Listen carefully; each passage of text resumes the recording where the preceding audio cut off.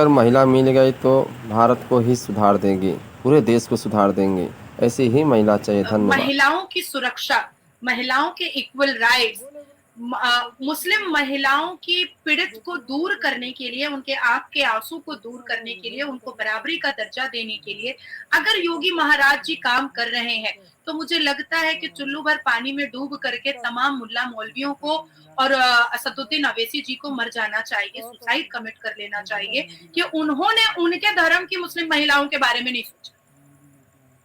जो पहला जो कर्तव्य था वो मुसलमान धर्म पर था कि हमारी महिलाएं क्यों इतनी सिसक रही हैं, उनकी आंखों में इतनी आंसू क्यों आ रही है, वो इतनी परेशान क्यों हो रही हैं, ये मुसलमान धर्म ने नहीं सोचा महिलाओं के लिए। अब मैं आती हूँ 1984 में, जब शाहबानो और सायरा बानो ने सुप्रीम कोर्ट में गुहार लगाई थी कि मुझे तलाक से मुक्ति दे दो, मुझे मेंटेनेंस दिलवा दो, तब कांग्रेस ने क्या किया कि उनकी जुबान को बंद करने के लिए हर वो हथकंडे अपनाए जो उनको नहीं अपनाना चाहिए था, जो एक औरत की गुहार को सुनना चाहिए था, उसके दर्द को समझना चाहिए था। पर कांग्रेस के वक्त में मुसलमानों ने, इमाम बुखारी ने या किसी ने भी, किसी मुसलमान से लेकर के कांग्रेस की पार्टी ने नहीं सुना। तो गेरवे कपड़े में अगर एक योगी महाराज मुसलमान औरतों के आंख के आंसू को पोंछ रहे हैं, तो प्रॉब्लम कहां पर आता है भैया? प्रॉब्लम कहां पर आता है? एक कानून की बात हो रही है, मैं पूछना चाहती हूँ कि अगर एक कानून में इक्वल राइट ऑफ प्रॉपर्टी मुस्लिम महिलाओं को मिल जाए, जो हमारे शरिया के हिसाब से, हमारे कुरान के हिसाब से हमें 1% मिलता है, तो इसमें बुरी क्या बात है? मैं पूछना चाहती हूँ तमाम मुसलमान पाकिस्तान की औरतों से और हिंदुस्तान की औरतों से, मुस्लिम औरतों से, कि अगर डिवोर्स जो है वो कानूनी तरीके से हो और मुंह पे तलाक ना चिपकाया जाए और बेआबरू करके बच्चे के साथ बाहर रोड पर ना निकाल दिया जाए, तो इसमें बुरा क्या है? इंस्टेंट ट्रिपल तलाक हमारी मुशक्कत से जरूर बंद हुआ है, पर कुरान ने तलाक देने के बहुत सारे तरीके बता करके रखे हैं मुसलमान पुरुषों को।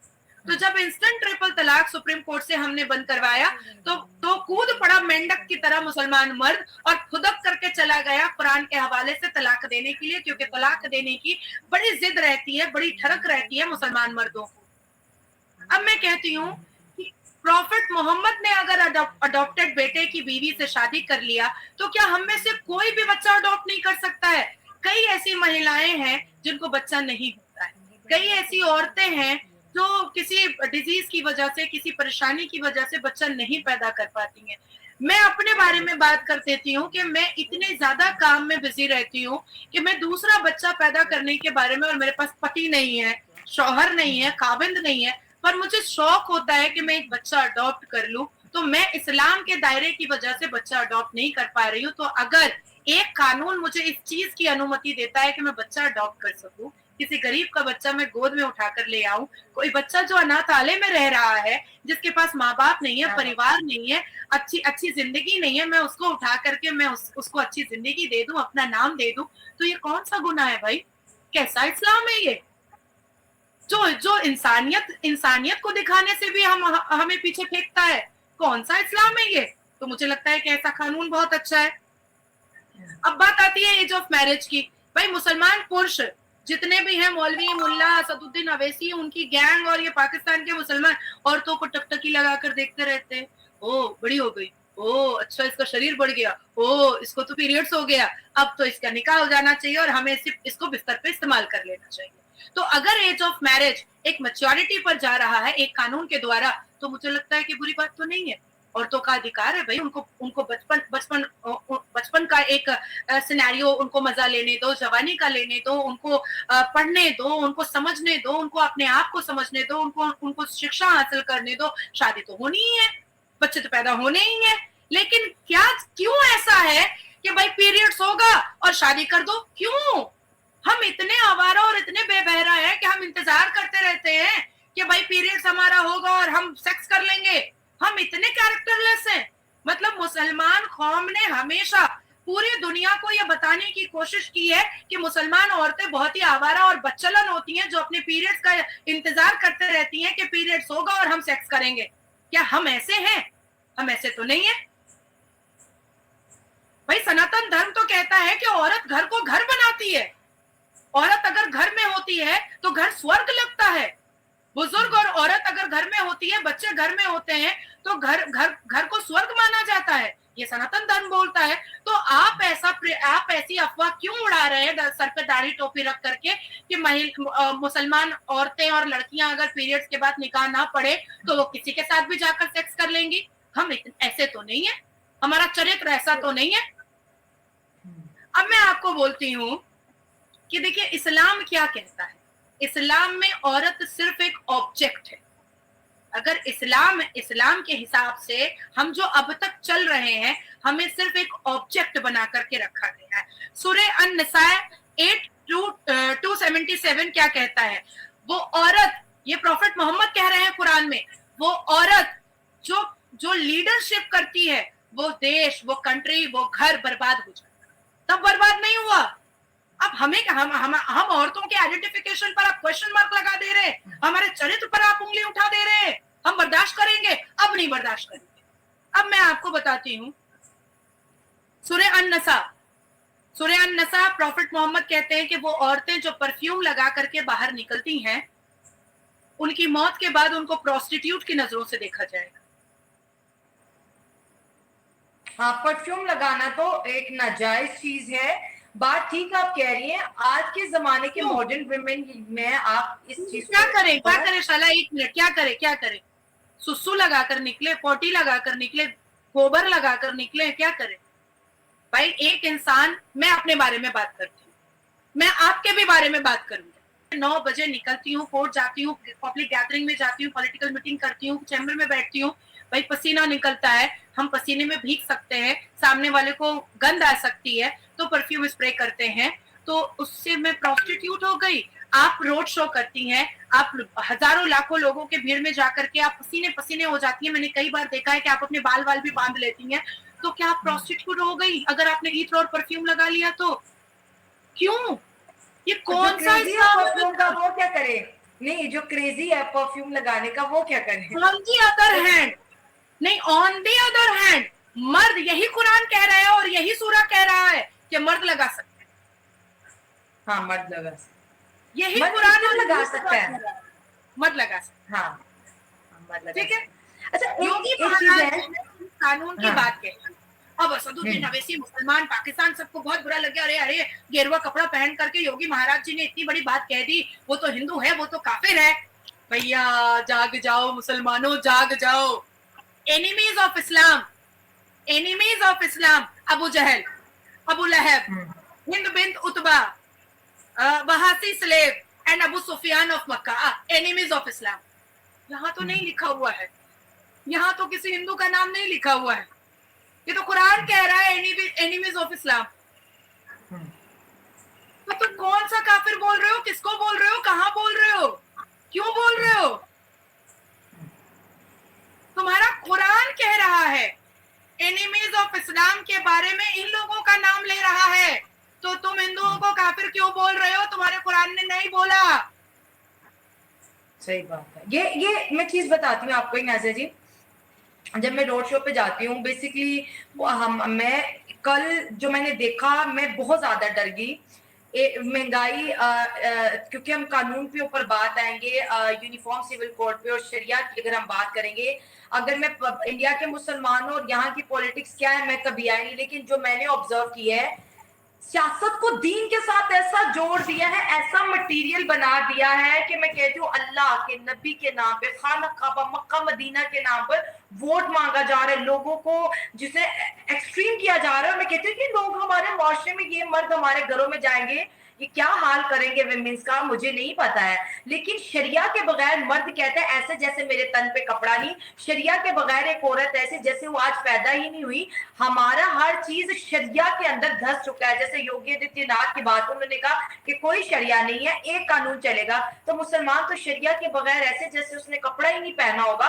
तो ये भारत के अंदर मुसलमान कैसे चलेंगे? वो तो किसी अंग्रेजी कानून को नहीं मानते, किसी भारतीय कानून को नहीं मानते, उनको तो इंसाफ सिर्फ शरिया में ही दिखता है। अब शरिया नहीं होगा तो मुसलमान कहाँ जाएगा, और वो जो मुस्लिम वक्फ बोर्ड है वो कहाँ पर जाएगा, और ऐसे बहुत से इदारे जो स्पेसिफिकली मुस्लिम लोगों के लिए बनाए गए। अब तो कानून एक आ गया, तो आपने कितने लोगों को बेरोजगार कर दिया, ये जरा सोच लें आप। कितने मौलाना को बेरोजगार कर दिया, किसने कितनी कहा? ऑर्गेनाइजेशन को बंद कर दिया। किसने कहा कि शरिया लॉ और मुसलमान जो है वो ब्रिटिश को नहीं मानते? British Raj, the British Raj passed Shariat Act 1937 with Jinnah is followed in India in matters related to marriage, divorce and succession among Muslims.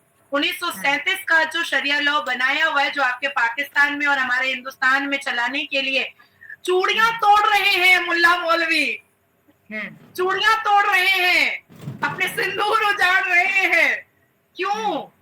इसलिए क्योंकि उनको ब्रिटिश का बनाया हुआ और जिन्ना के कन्फ्रंटेशन से और डिस्कशन से ब्रिटिश और जिन्ना का बनाया हुआ शरिया लॉ ही पसंद है, क्योंकि उसमें महिलाओं को अत्याचार करने की बात कही गई है।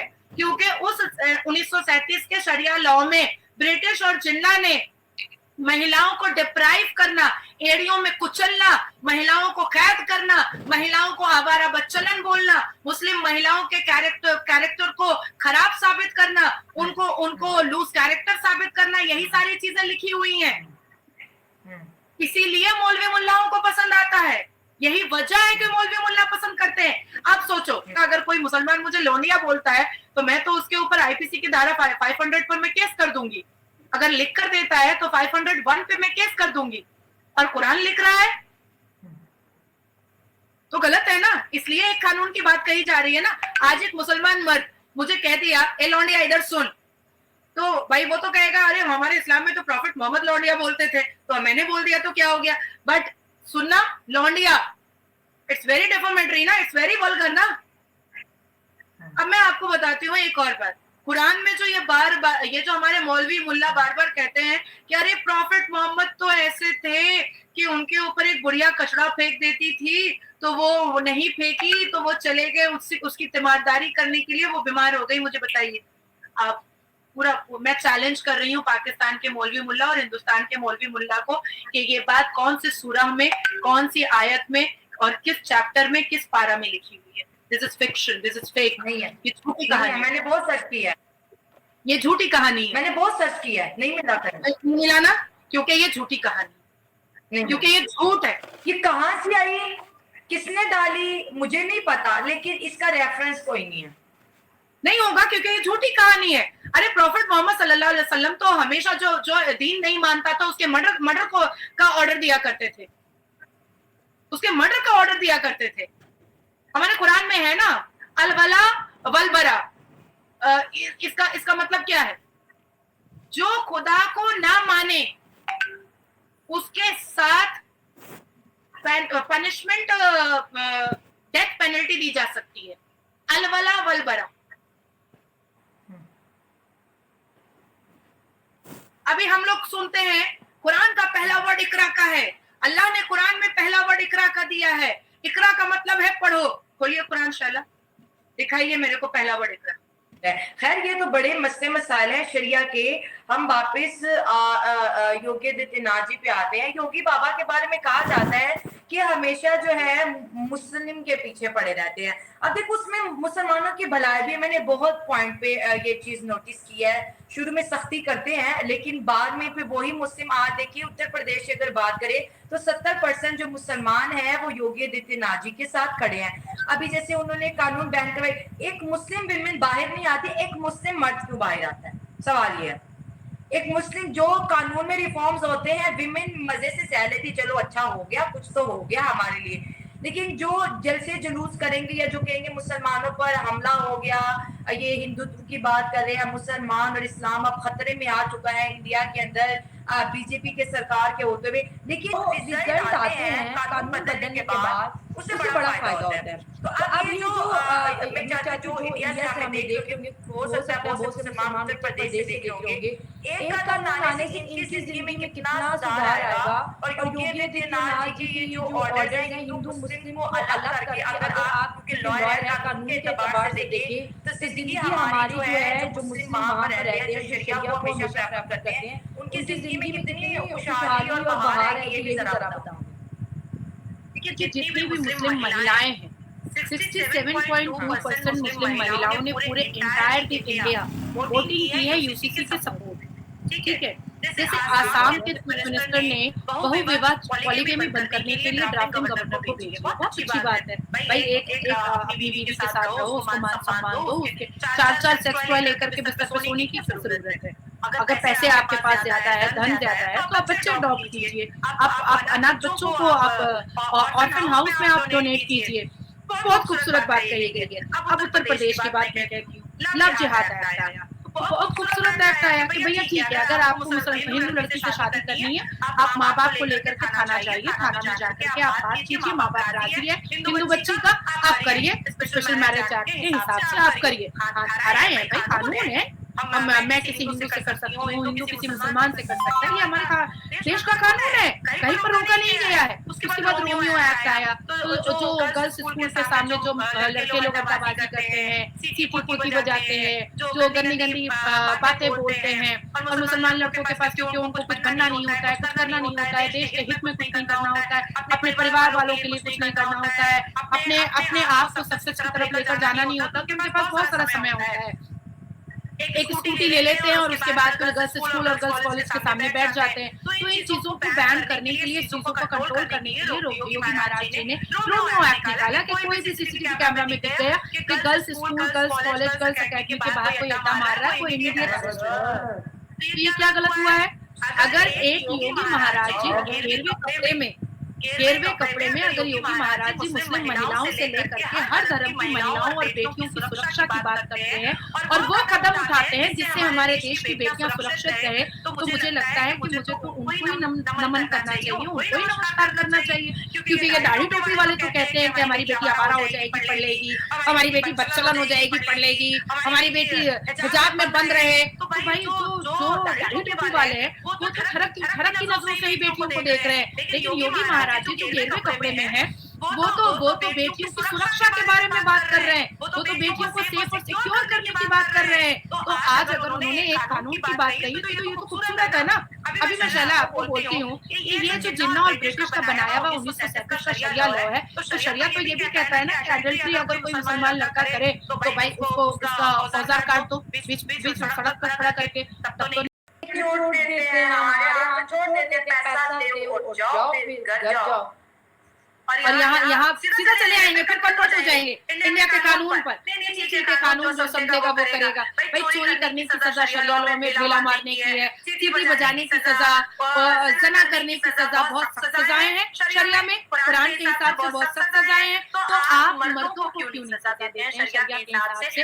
आप औरतों को क्यों चलाने की बात करते हैं शरिया के हिसाब से? सिर्फ औरतों को चलाइएगा शरिया के हिसाब से, मतलब इस्लाम को सालों से 1500 साल से सिर्फ औरतें ही सेव कर रही हैं, मर्द तो सेव नहीं कर रहे। भाई अब बारी आई है कि दोनों मिलकर सेव करते हैं, इक्वल राइट। अब चीखें निकल रही हैं, निकल गई हैं, दर्द हो रहा है। और एक वजह मैं आपको बताती हूँ कि ये शरिया के नाम पर ना हमारे देश में, आपके देश में मोदी मुल्लाओं ने बड़ा कमाया है, बड़ा नोट छापा है इन्होंने, बड़ी जबरदस्त कमाई की है इन्होंने। पढ़ते लिखते तो है नहीं, अरबी पढ़ना नहीं आता, इंग्लिश पढ़ना नहीं आता है, एकेडमिक क्वालिफिकेशन नहीं है, 4 लाइन अरबी में बोल दीजिएगा नहीं समझ पाएगा। यही सड़क छाप और मदरसा छाप लुंगी वाला, बिना चड्डी वाला जब जाता है ना दुबई वगैरह, तो अरबी में लिखे हुए खाने को भी ना चूम लेता है। बैतुल खुला भी लिखा रहता है ना, तो उसको भी चूम लेता है कि ये कोई दुआ लिखी हुई है। तो इनको जब कुछ भी नहीं पता है, कुछ भी नहीं आता है, तो आज जब शरिया लॉ ही हट जाएगा तो इनकी दुकान चलेगी कैसे? बहुत मुश्किल है। वो हमारे सेंटर तो खोल रहे हैं ना, वो भी अरे सिर्फ हलाला सेंटर नहीं खुला है, हलाला सेंटर खुला है, उसके बाद निकाह सेंटर खुला हुआ है, उसके बाद तलाक सेंटर खुला हुआ है, उसके बाद फिर पॉलीगेमी सेंटर खुला हुआ है, बहुत सारे सेंटर हैं इनके। उसके बाद कटोरा लेकर खड़ा हो जाता है भीख मांगने के लिए, ये मदरसा है उनको फितरा दे दीजिए, ये मदरसा है उनको ज़कात दे दीजिए। हट के कमाना नहीं आता है मौलवी लोगों को, ये सिर्फ दाढ़ी और टोपी इनका ढोंग है, ये गिरगिट है, इनका रंग अंदर कुछ और है और बाहर कुछ और है। ये दाढ़ी के अंदर ना बड़े अय्याश हैं। एक चीज तो आप मिस कर दिया, ये दाढ़ी के ऊपर है, ये दिखाते हैं कि देखो मैं मौलाना हूँ, मेरा मुंह का बदलू लो, भूख लो, तुम्हारा जिन भाग जाएगा। भैया ऐसा जिन्नात तो तेरे सर का मैं डंडा मार के भगा दूं। एक चीज आप भूल गई है, सबसे महंगी जगह पे मदरसा और कब्रिस्तान बना देते हैं, वो आप कब्जा माफिया को भूल गई हैं। लैंड माफिया, वक्फ बोर्ड क्या बोलेगा सरकार को? सुनो, अभी तो बहुत इंटरेस्टिंग टॉपिक है। क्या बोलेगा सरकार को? हमारे कब्रिस्तान क्या इंटीरियर बहुत अच्छा होना चाहिए। मेरा बहुत तो कूट के उसी कब्रिस्तान में ठूस दूं मैं इन लोगों को। भाई ना कब्रिस्तान के अंदर से किसी को आना है और ना ही बाहर टहलने वाला आके कब्रिस्तान में कोई जाना चाहता है। तो भैया तुझे मार्बल और टाइल्स चाहिए क्यों कब्रिस्तान में? क्यों चाहिए तुझे कब्रिस्तान में मार्बल और टाइल्स? तो करोड़ों रुपए का फंड क्यों पास करवाता है कब्रिस्तान के लिए? तो क्यों नहीं कहता है कि हमारे देश की मुसलमान बेटियां पढ़ना चाहती हैं, उनके लिए गर्ल्स कॉलेज खोलिए, उनके लिए गर्ल्स यूनिवर्सिटी खोलिए।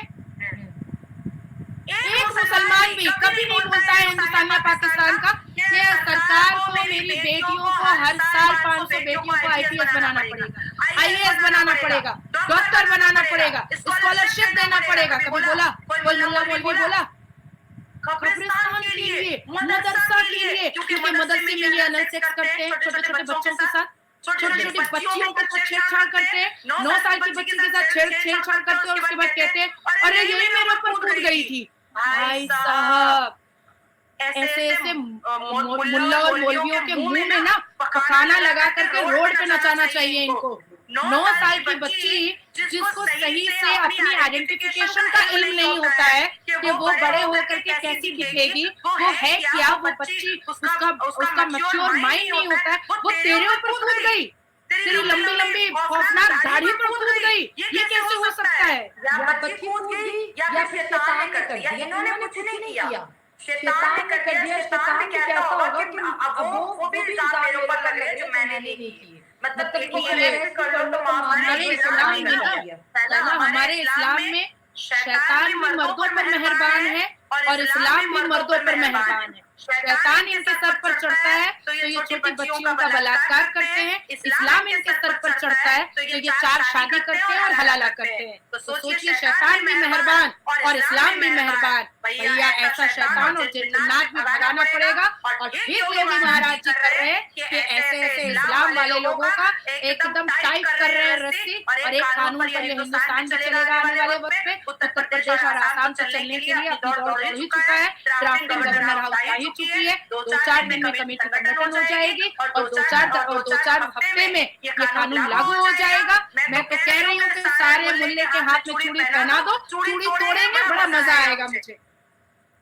देखिए एक और चीज जरा वाजा कर दे, हमने देखा है कि उत्तर प्रदेश में स्पेशली बुलडोजर चलाए जाते हैं। कोई मिसबिहेव करता है किसी दूसरे धर्म के साथ तो फौरन उसके घर को तोड़ दिया जाता है। तो इसमें बहुत से मुसलमानों का ये कहना है कि उसको कानून के तहत सजा दीजिए, घरों को तोड़ा जा रहा है। ये भी एक तरीके का जुल्म है जो कि उत्तर प्रदेश में मुसलमानों पर किया जा रहा है। तो कहते हैं कि दंगा सिर्फ मुस्लिम ही नहीं बढ़ाते, हिंदू भी बढ़ते। क्या कभी किसी हिंदू के घर में बुलडोजर चला?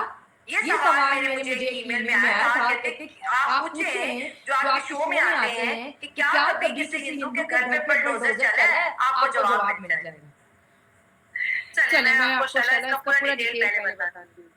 उत्तर प्रदेश में जब भी कोई ऐसी घटना होती है तो 99.9% मुसलमान ही सामने आता है। मैं उसका लिस्ट लेकर बैठूंगी तो आधा घंटा हमें और बैठना।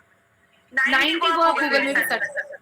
99.9% रेप हो, बलात्कार हो, आपका लड़कियों के साथ छेड़छाड़ हो, तो ये सारी घटनाएं मुसलमान लड़के मर्द ही करते, ठीक है।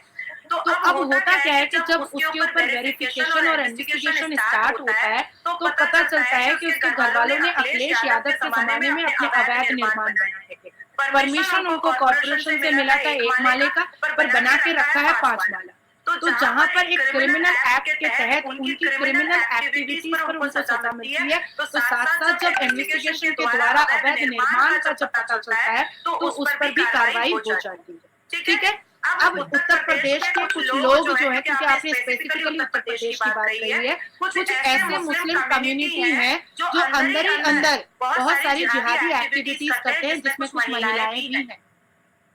और बहुत ही रेनाउंड घर की महिलाएं हैं जो निकाब, हिजाब और शायरी वाले जो शायर लोग होते हैं, उनकी बेटियां हैं, उनकी बीवियां हैं। तो ये लोग क्या करती हैं कि अंदर अंदर जो है ना, वो टेररिज्म को बढ़ावा देती हैं, जो काफी रेनाउंड है वहां पर। लोग जानते हैं कि ये इस्लाम के द्वारा टेररिज्म को बढ़ावा देती हैं। तो जब उनको नोटिस जाती है, जब उनके घर में नोटिस चिपकाया जाता है, जब उनसे पूछा जाता है कि आप ये क्यों कर रही हैं, तो जब इन्वेस्टिगेशन जब लेंदी होता है तो पता चलता है कि अखिलेश यादव की सरकार के वक्त जब समाजवादी पार्टी हुआ करती थी, तो उस वक्त ऐसे लोगों को रखा जाता था हिंदू मुस्लिम राइट कराने के लिए और अपनी सरकार बचाने के लिए। तो ऐसे लोगों को थोड़ा इनकरेज किया जाता था कि ठीक है, तुम्हारा ये घर नहीं भी है, फिर भी तुम वक्त बोर्ड के लैंड को तुम कैप्चर करो और तुम अपना घर बना लो। देखिए, कोई भी अगर मेरे आगे पीछे घूम रहा है तो मुझे उसको कोई ना कोई फैसिलिटी देने की जरूरत पड़ेगी।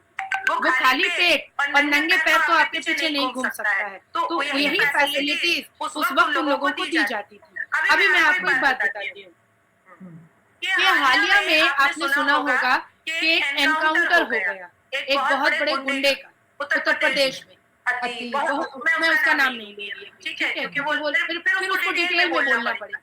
उसकी वाइफ असदुद्दीन अवैसी की पार्टी की मेंबर थी और उसकी वाइफ एक पूरा का पूरा टेररिज्म एक्टिविटीज और उसकी टीम चलाती थी। उसकी टीम में महिलाओं को बम गोली चलाना सिखाया जाता था। तो अब आप बताओ कि ऐसे क्रिमिनल टीम को, ऐसे टेररिज्म एक्टिविटीज को बंद करना चाहिए कि नहीं चाहिए? तो अगर उसको बंद करने के लिए अगर उनके ऊपर कार्रवाई की जाती है तो इसमें बुरा क्या है? मैंने आपसे ही लास्ट सेशन में एक बात कही थी कि असदुद्दीन अवैसी जी ने राम मंदिर के दस्तावेज मांगे थे, कानूनी दस्तावेज और प्रॉपर्टी के दस्तावेज मांगे थे। तो हमारे योगी महाराज जी ने क्या किया था कि उसको सोशल साइट पे ही छोड़ दिया था कि तुम सिर्फ क्यों देखोगे, पूरी दुनिया देख सकती है। अब यही असदुद्दीन अवैसी और यही मुसलमान धर्म के ठेकेदार जब जामा मस्जिद का इनसे डॉक्यूमेंट्स मांगा गया है तो ये हाय हाय हाय हाय कर रहे हैं। क्यों कर रहे हो भैया? तुमने मंदिर का डॉक्यूमेंट मांगा ना, तुमको दिया गया ना। ये है हमारे सनातन धर्म के शेर, तू जो मांगेगा हम देंगे। और ये है लल्लू पंजू बंदर छाप, सड़क छाप, मदरसा छाप कि मस्जिद का डॉक्यूमेंट मांग लिया गया तो चोर की चोरी पकड़ा गई और दाढ़ी में तिनका पकड़ा गया, पूरी दाल काली निकल गई कि अब हाय हाय करके तुमने पीटने लगे, मेरा इस्लाम खतरे में, मेरा इस्लाम खतरे में। ये बोलने से क्या होगा? भारत प्रूफ चाहता है। तूने प्रूफ मांगा राम अयोध्या और राम लल्ला के जन्म का और उस वहां के डॉक्यूमेंट्स का हमने दिया। अब तू दे जामा मस्जिद का, तेरे बाप का जामा मस्जिद नहीं है। तो यही रीजन है कि जब एकदम हम to the point, legal point पर बात करते हैं तो मुसलमान जो होते हैं वो टाइट खुश हो जाते हैं। सही कह रहे हैं। और एक कानून से बड़े फायदे हैं। हम तो ज़ाहिर स्पेशली विमेंस की बात करते हैं। नाज़िया अली खान जब भी आती हैं वो हमेशा एक वर्किंग लेडी है, विमेंस को बहुत सपोर्ट करती है। मेरी चैनल पे हमेशा यही आवाज होती है जो मैं हर रोज अपने चैम्बर में ना मुस्लिम महिलाओं को रोते हुए देखी, सिसकते हुए देखी, कलपते हुए देखी हूँ। मैंने कभी एक केस के बारे में डिस्कस नहीं किया, पर आज मैं डिस्कस करना चाहूंगी। एक लड़की मेरे पास आई थी बशीर हाट से, हमारे बंगाल के ही बशीर हाट से। उसके हस्बैंड उसके साथ लो जॉब करते थे, मुस्लिम। उसका यहाँ पर मैंने स्टिचेस करवाए थे डॉक्टर्स को बुलाकर। ये है इस्लाम के मानने वाले मुसलमान। और जो कोई भी मुझे इस बारे में क्रिटिसाइज करेगा, आप मुझे कहिएगा, मैं वो केस के सारे पेपर आपको भेजूंगी और आप इसमें लिंक कीजिए। जो कोई भी क्रिटिसाइज करेगा उसके पेपर्स में आपको भेजने को तैयार हूँ। पूरी फाइल के पेपर में पीडीएफ फाइल करके भेजूंगी, आप उसको लिंक में आप उसको अटैच कर दीजिएगा पीडीएफ फाइल। यहाँ पर स्टिचेस करवाए थे मैंने, उसका तो सारा वो फट गया। बाकी आपका काम पता नहीं कितने दर्दनाक कहानियां रोज आपकी टेबल पे आपको पढ़ने को मिलती हैं, लेकिन हम बात करेंगे इक्वालिटी की। इंडिया इसीलिए तरक्की कर रहा है क्योंकि वो अपनी विमेंस को रिस्पेक्ट दे रहा है, और हिंदू मुस्लिम की बात नहीं है, ये तो हमने जो एक टॉपिक उठाया है कि क्योंकि बहुत ज्यादा लोग हिंदू मुस्लिम करते हैं कि उत्तर प्रदेश योगी आदित्यनाथ भारत में जो होता है सबसे पहले उत्तर प्रदेश में करते थे, बाद में वो हवाएं पूरे भारत में चलती हैं। लेकिन जो लीडर अच्छा काम कर रहा है जिससे दो लोगों को फायदा हो रहा है, हम हमेशा उसके सपोर्ट में रहेंगे, पाकिस्तान से, इंडिया से। और ये चैनल स्पेसिफिकली उन लोगों के लिए हमने बनाया है जो डरती हैं विमेन, जो बाहर नहीं निकलती अपने काम के लिए। नहीं तो ऐसी बहुत सी विमेन, बागा विमेन मेरे चैनल पे मौजूद होती है जो आपको मोटिवेट करेंगे, साथ साथ आपको गाइड भी करेंगे कि आपको करना क्या है। बहुत इन अच्छा सब लगा साथियों को मेरा नमस्कार, जय और श्री हमारी बहुत सी दुआएं आपके